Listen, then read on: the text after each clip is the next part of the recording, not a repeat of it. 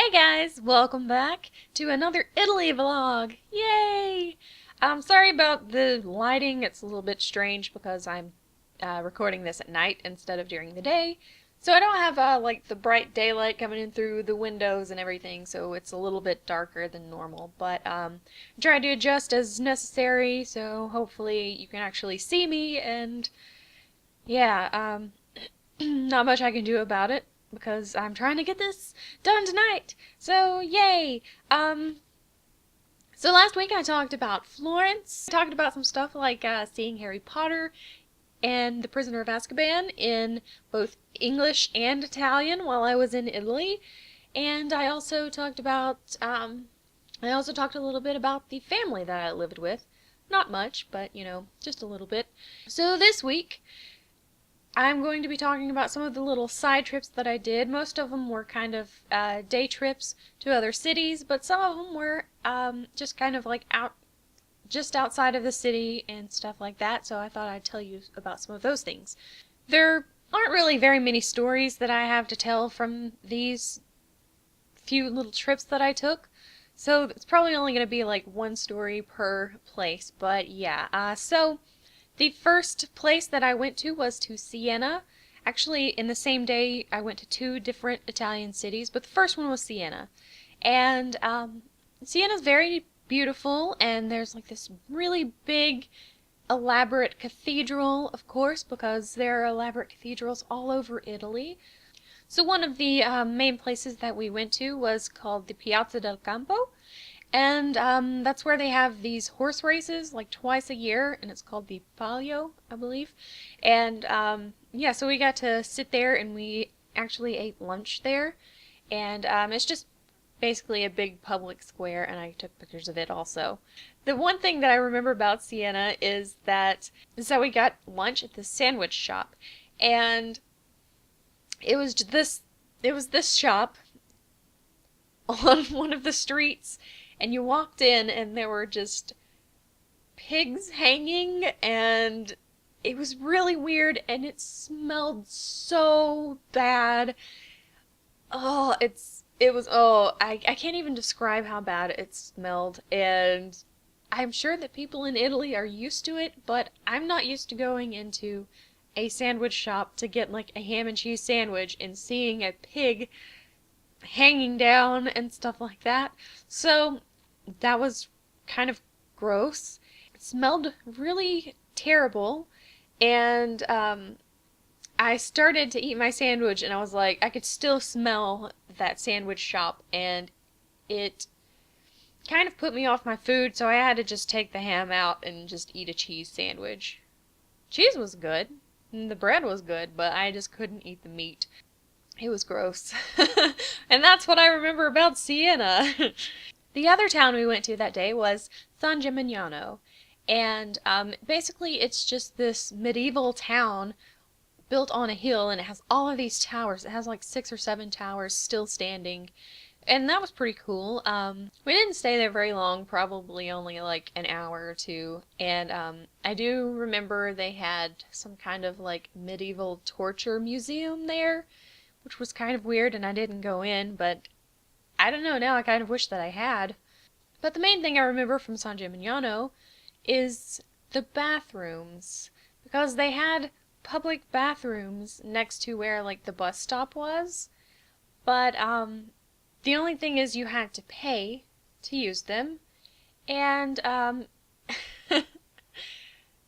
most of the bathrooms were just a hole in the ground.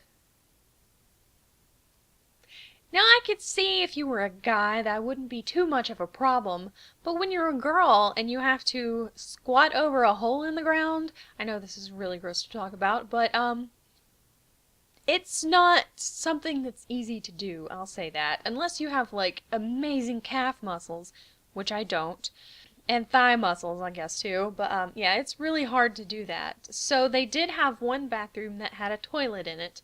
You didn't actually have to pay extra to use the one with the toilet, but there was a longer line, and most people were kind of like, well, I don't want to have to wait, but I was okay with waiting, and I do remember it was like 50 cents to go use the bathroom. But yeah, I would much rather use a toilet than, you know, have the possibility of peeing on my jeans, because that's probably what would have happened. I probably would have fallen in the floor also, and yeah, it would have been a disaster. So anyway, that was my trip to Siena and to San Gimignano. The next day trip we took was to a vineyard somewhere in the Chianti region, and it was called Castello di Verrazzano, and it was named after an Italian explorer, I believe. I can't remember his name, but I can look it up. It was named after the Verrazzano family, and one of the most famous of that family was Giovanni. He explored the east coast of the United States, including New York, and according to their website, on his third expedition, he was eaten by cannibals. Anyway, actually in New York City, there is the Verrazzano Narrows Bridge, and it was named after him, after Giovanni. And there are 3 bricks from Castello di Verrazzano at the bridge. They're like walled in at the bridge somewhere, and there are 3 bricks from the bridge that were brought over to the castle there, where in the vineyard. So that's kind of cool. There's a little bit of New York there in Italy. So basically, they just gave us a tour of the vineyards. Well, not really the vineyards, but you could look out and you could see the vineyards all along, the ground. And they took us back and we could see like how they make the wine and stuff like that. And they also gave us wine tasting lessons, which was interesting because I was not a big wine drinker. I'm still not really a big wine drinker. I drink it occasionally, but I do know how to taste wine. So I know how to, swirl it and to check the color and all of that stuff. And yeah, so I learned all about that, and we got to sample some of the different wines there. And they also had bread there, which was kind of like a garlic bread, and it was the most amazing bread that I think I've ever had in my entire life. It was so good. And it was just basically bread with like olive oil and garlic, and it was amazing. And also we had something called Vinsanto and Cantucci, which was really amazing also. And it's Vinsanto is a wine, and Cantucci is kind of like a biscotti, I think. And you just dip it into the wine and eat it. And I could have done without the Vinsanto, but, But yeah, the Cantucci was really awesome. But of course, it's cookie, so I'm gonna like it. So the day after we went to tour the vineyard, we actually went to a monastery right outside of Florence called Certosa. And basically they gave, like, one of the monks gave us a tour of the monastery, which was really awesome. We got to see, where, how their rooms look and their chapel and all of that cool stuff. And I found out that they apparently make liquor and honey and all kinds of cool stuff like that. And we walked into one room, and I was looking at some of the paintings there, and since I had taken art history classes before this, I looked at some of them and I thought to myself, wow, those look like Pontormos. And the guy started talking, and he was giving us the tour of the room, and he started talking about the paintings, and they were Pontormos. So that was pretty cool. I was not expecting like one of the big artists to have painted murals and stuff in this monastery, but there they were. I was very impressed. Also, the guide that we had, which was just one of the monks, did the whole tour in Italian, but he talked slowly so that we could figure out what he was talking about, what he was saying. But he did the whole tour in Italian, and at the end of the tour, we asked if he knew English, and he did, and we were like, why didn't you do the tour in English? And he said, because you didn't ask.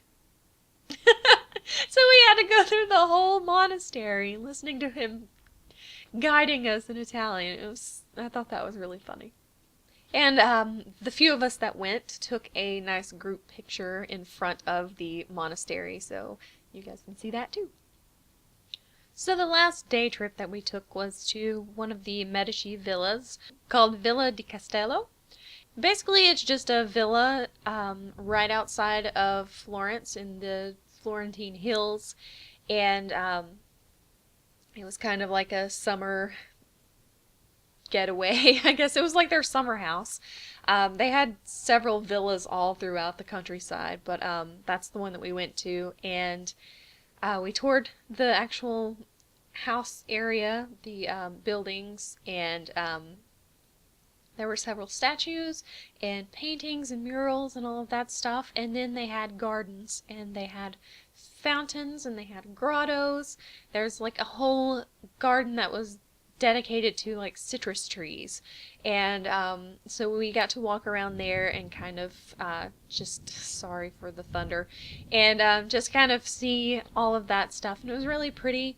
Unfortunately, the day that we went, I was having a very, very bad day, and I'll talk about that a little bit later in the very last vlog, I guess. But I was having a very bad day, so I wasn't really in the mood to be walking around gardens and stuff, but it was really pretty. And I did take a pretty good bit of pictures and stuff, so yeah. So it was really nice. I just wish I would have, I just wish I had been having a better day and could have enjoyed it a little bit more.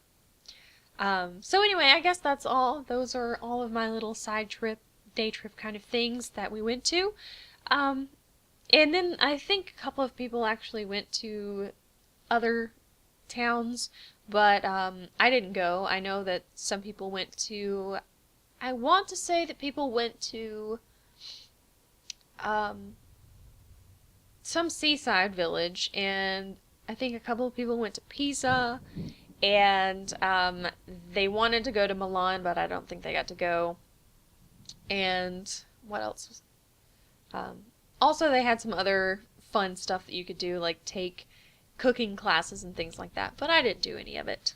I just kind of stayed in my stayed in the apartment a lot of times and kind of just explored Florence because I loved Florence.